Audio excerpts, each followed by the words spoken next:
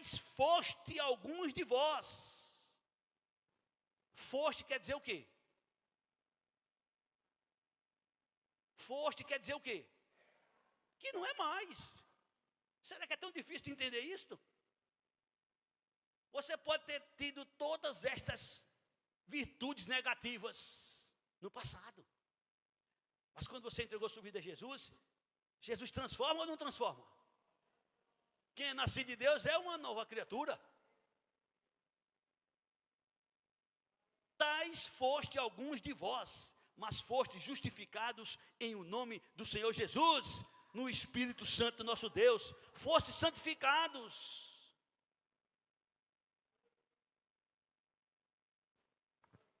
O salvo, ele procura viver de acordo com a palavra do Senhor. Amém? O salvo procura viver de acordo com a palavra do Senhor. Então, se a gente sabe, se a gente prega para os outros, que quem vive nessas práticas precisa de se converter, e a gente vai viver nessas práticas, então a gente precisa se converter. Porque se a gente prega para os outros, que quem vive nessas práticas não herdará o reino de Deus, quantas e quantas vezes eu, você, nós que estamos aqui e outros que estão em casa, já pregamos para os outros mostrando esse texto, olha, tem que se converter, tem que mudar de vida, tem que se converter. Aqui, não herdará o reino de Deus. E porventura, algum que se diz salvo, que pensa que é salvo, que acha que é salvo e vive nessa prática, o que é que vai acontecer com ele? Vai ouvir de Jesus as seguintes palavras: nunca vos conheci. Aqueles que eu conheci foram transformados. Eles fizeram estas coisas, eles fizeram mais do que isso, mas foram transformados. Amém? Acho que você conhece, mas antes de eu ir para esse texto, eu quero repetir o versículo 11. Tais foste algum de vós, mas vós vos lavaste, mas foste santificados, mas foste justificados em o nome do Senhor Jesus Cristo e no Espírito do nosso Deus. Amém? Deus está dizendo que quem vive nessa prática não vai ser salvo, não fará parte do reino de Deus. Mas Deus também está dizendo que muitos que viviam nessa prática não vivem mais. Foram justificados, foram santificados, foram salvos através do Senhor Jesus. Amém? Apocalipse capítulo 21. São revelações da parte de Deus que são importantes. Versículo 8. Quanto, porém, aos covardes, aos incrédulos, aos abomináveis, aos assassinos, aos impuros, aos feiticeiros, aos idólatras e a todos os mentirosos, a parte que lhe cabe será no lago que arde com fogo e enxofre, a saber, a segunda morte. Então, se alguém vive nessas práticas, e está na igreja, convive na igreja, está na igreja, acha que é salvo, pensa que é salvo, diz que é salvo, está revelado. A parte que lhe cabe é o lago de fogo, a segunda morte. Deus, Ele é santo, amém? E como pai, Ele diz que seus filhos devem ser santos, separados, para o louvor e para a glória do Senhor. Alguém neste momento pode estar pensando, alguém neste momento pode estar questionando: a salvação é pela graça, mediante a fé. Verdade absoluta. Eu não estou aqui para contradizer isso não, em hipótese nenhuma. A salvação é pela graça mediante a fé, independentemente de obras. Corretíssimo, amém? Porém, a fé salvadora é uma fé que vem acompanhada de obras. Não tem como alguém ser salvo e não ter obras. Impossível. No mesmo texto que o Senhor usa para dizer que a salvação é pela graça mediante a fé, Efésios capítulo 2, versículo 8, versículo 9, está escrito: porque pela graça sois salvos, mediante a fé. Isso não vem de vós, é dom de Deus, não de obras, para que ninguém se glorie. Amém? Salvo. Versículo seguinte: somos feituras de Deus, criados em Cristo Jesus, para Deus preparou de antemão para que andássemos nelas.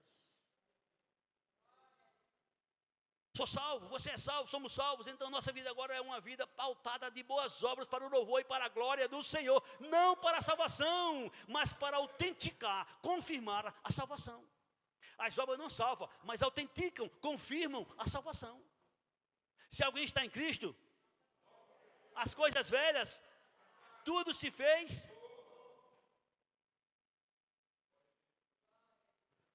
Irmãos, a gente tem que entender que quando a gente assume um compromisso com o Senhor,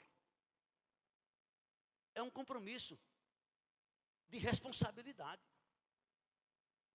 Eu agora sou de Jesus, e vai fazer o que quer. E vai andar do jeito que quer. O padrão de Deus é este, para os salvos. 1 João 2,1. Este é o padrão de Deus. Filhinhos meus, estas coisas eu vos escrevo para que não pequeis. Esse é o padrão. Não pecar.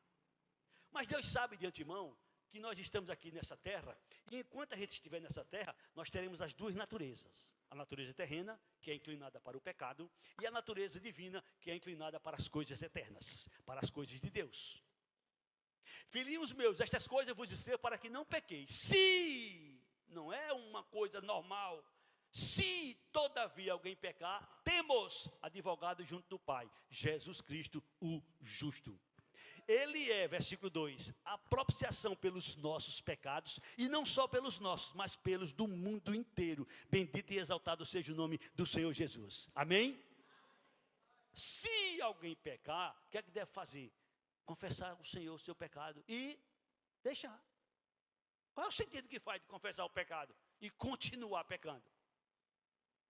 Essa pessoa está praticando.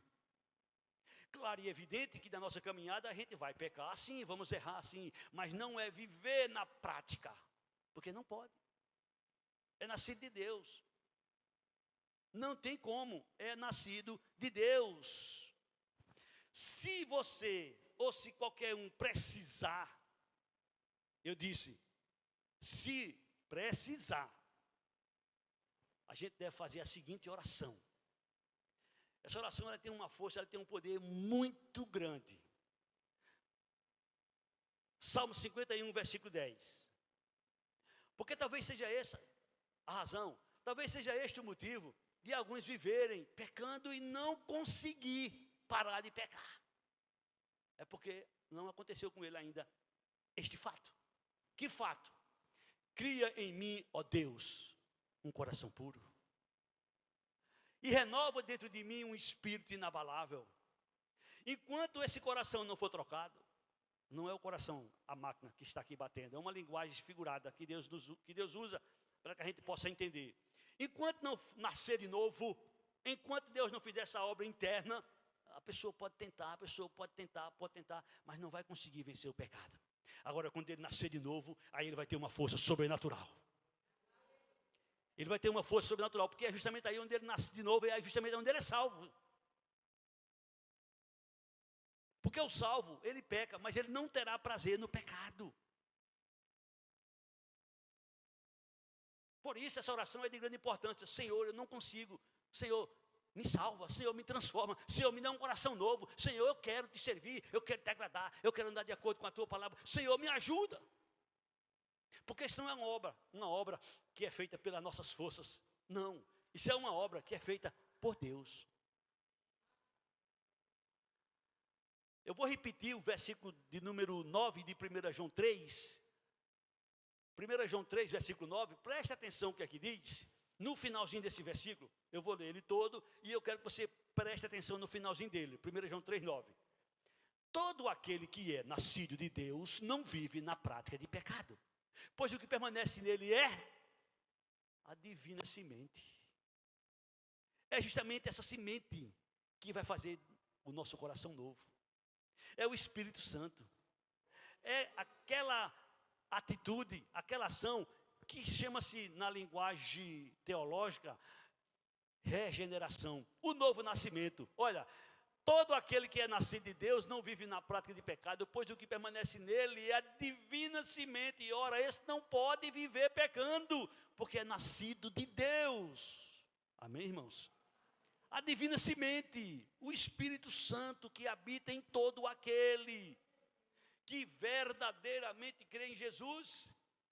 Efésios 1, 13, 14, Paulo diz: em quem também vós estáis, depois que ouviste a palavra da verdade, o evangelho da vossa salvação, tendo nele também crido, fostes selados com o Espírito Santo da promessa. Versículo 14: o qual é o penhor da nossa herança até o resgate para o seu louvor e para a sua glória.